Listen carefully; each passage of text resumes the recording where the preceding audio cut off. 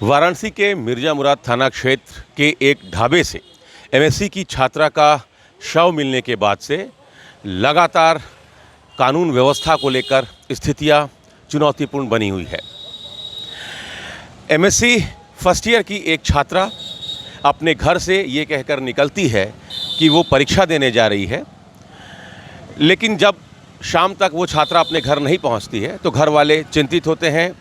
छात्रा के कॉलेज पहुंचते हैं घर वाले और वहां जाकर पता चलता है कि परीक्षा तो थी ही नहीं, और उसके बाद से फिर परिजन परेशान हो जाते हैं।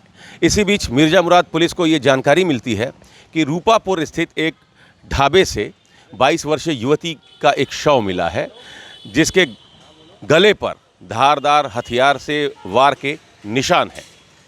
पुलिस पहुंचती है, शव की शिनाख्त होती है और वो डेड बॉडी उसी 22 वर्षीय युवती की जो एमएससी की छात्रा थी, उसकी डेड बॉडी वो होती है। शिनाख्त के बाद परिजन वहाँ पहुँचते हैं, परेशान हो जाते हैं, पिता बदहवास हो जाते हैं। उसके बाद से लगातार पुलिस धरपकड़ की कोशिशों में लगी हुई है। क्राइम ब्रांच और मिर्जा मुराद थाने की करीब 5 टीमें बनाई गई हैं जो धरपकड़ की कोशिशों में लगी हुई है। होटल के स्टाफ ने ये बताया कि कल यानी बीते बुधवार की सुबह 10:30-11 बजे के करीब वो युवती एक युवक के साथ ढाबे पर आती है और ढाबे के पीछे जो वो कमरा है जिसका इस्तेमाल होटल के रूप में ढाबा संचालक कर रहा था अवैध तरीके से, उसमें जाकर वो ठहरती है।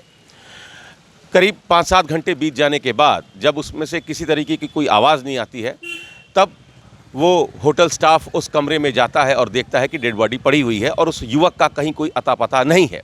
उसके बाद से पुलिस को इन्फॉर्म किया जाता है, पुलिस पहुंचती है, शिनाख्त होती है। उसके बाद से पुलिस पर एक बड़ा दबाव है कि वो युवक कौन था जो उस युवती के साथ उस कमरे में ठहरा हुआ था, और ऐसे और कितने ढाबे हैं जो अवैध होटल के रूप में संचालित हो रहे हैं।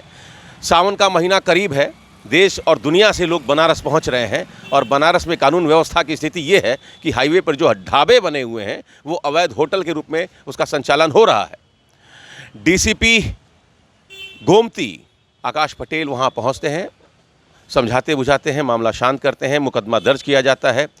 ढाबे संचालक के खिलाफ, ढाबे के मैनेजर के खिलाफ, अज्ञात लोगों के खिलाफ मुकदमा दर्ज होता है, हत्या का मुकदमा दर्ज होता है। लेकिन वो युवक कौन था, अभी तक इसकी पहचान पुलिस की तरफ से अभी इसको लेकर कोई जानकारी नहीं दी गई है। हालांकि पुलिस इस मामले को बहुत गंभीरता से ले रही है, चूँकि मामला अब सियासी भी बन गया है।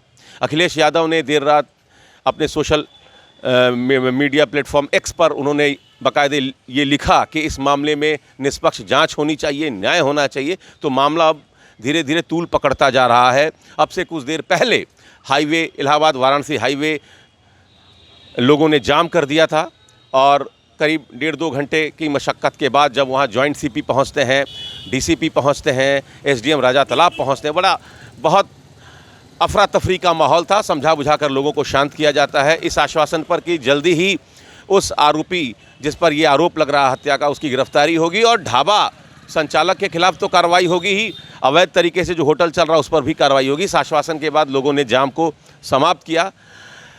फिलहाल मुख्य आरोपी की अभी तक धरपकड़ नहीं हो पाई है, गिरफ्तारी उसकी नहीं हो पाई है। पुलिस उसके लिए लगातार प्रयासरत है।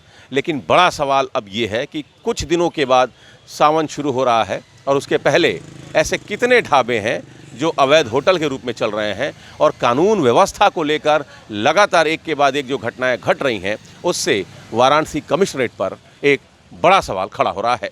Amit Singh, TV9 UP, Varanasi.